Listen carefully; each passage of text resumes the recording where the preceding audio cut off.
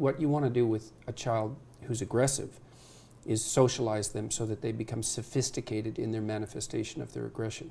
You don't want to inhibit it. You certainly don't want to socialize little boys to be more like little girls. That's, first of all, you don't know how to do it to begin with, but second of all, it's not an advisable strategy. So, well, I found that really interesting, because in the book you say that actually if you feminize men, that might give them more of a, might have more of an allure towards, these very fascistic ideologies. Oh, there's no doubt about that. That's standard psychoanalytic. That's like psychoanalysis 101. If you repress something, it comes back with a vengeance. Okay, so tell me what you mean by feminizing in that sense. Because to me, if you don't mind me saying so, you are a man who is quite feminine. You're in touch with your feminine side. You are very well dressed. You talk a lot about your diet. You've talked about your emotions. I hate talking about my diet. Right, but you cry in public. You enjoy spending time with your kids. All of these things that are not sad, isn't it? But they're not stereotypically male, and I think that's very admirable. Pretty strange behavior for a patriarchal tyrant. Well, that's why I think that you're probably, in some ways, you're not a patriarchal tyrant, or that actually all of our programming, if you want to call it that in biology, is overcomable, because you are... It's integratable. Right, but you are a man who some people would say has a lot of feminine traits like that, and I don't... Do you think that means that you are now being in the allure of authoritarian fascistic ideologies because you're baking cakes? Oh, I notice the allure. And then what do you do with that?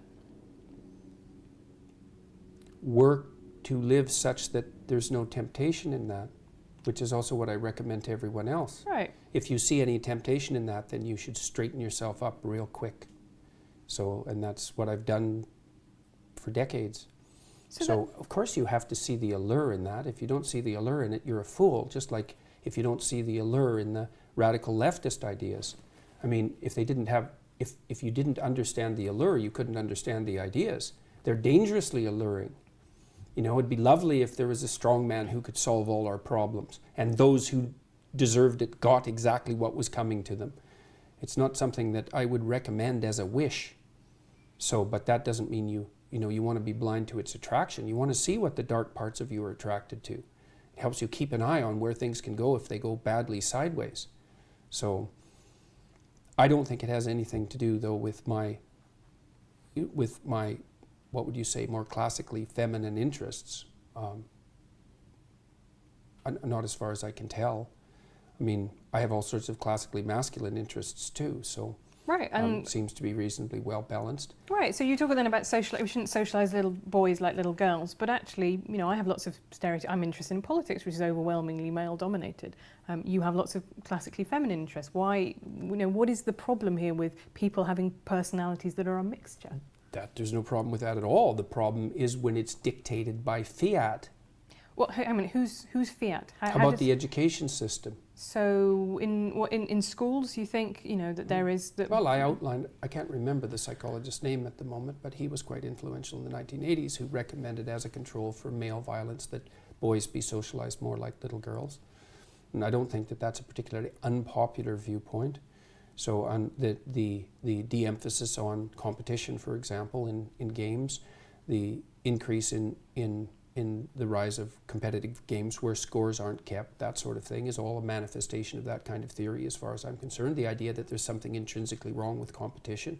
It's a very foolish idea, especially if you want to motivate relatively aggressive boys, because they're competitive. Well, competition, that's not good. Someone has to lose. It's like, well, you're not going to get very far looking at the world that way, I'm afraid. Maybe you want to generate a plethora of games so that everybody has a shot at winning. That's a good idea, but you certainly don't want to devalue the notion of winning. If you're doing something necessary, you should reward people who are particularly good at it. It's part of the definition of it being necessary. So, and you don't want to control aggression any more than you want to control sex. You want to integrate it. And if it's integrated, that's the integration of the shadow from the Jungian perspective, and something I talk a lot about in my lectures. It's like you need to have the capacity for danger. You need to be dangerous, but you need to learn how to not use it except when it's necessary. And that is not the same as being harmless. Harmless, that's a terrible virtue. It's like a rabbit. There's nothing virtuous about harmlessness. It just means you're ineffectual. Yeah, I think I would agree. Well, I think there are some people who, through their harmlessness, become iconic and they become symbols. I think the Gandhi and the principle of non-violence. He's not harmless. He just transcended his deep violence. That is a completely different thing. Okay. Without that capacity, there would have been no way he would have had the strength of character that he had. He was an integrated person, not a harmless person. Okay. That's a very, very different thing.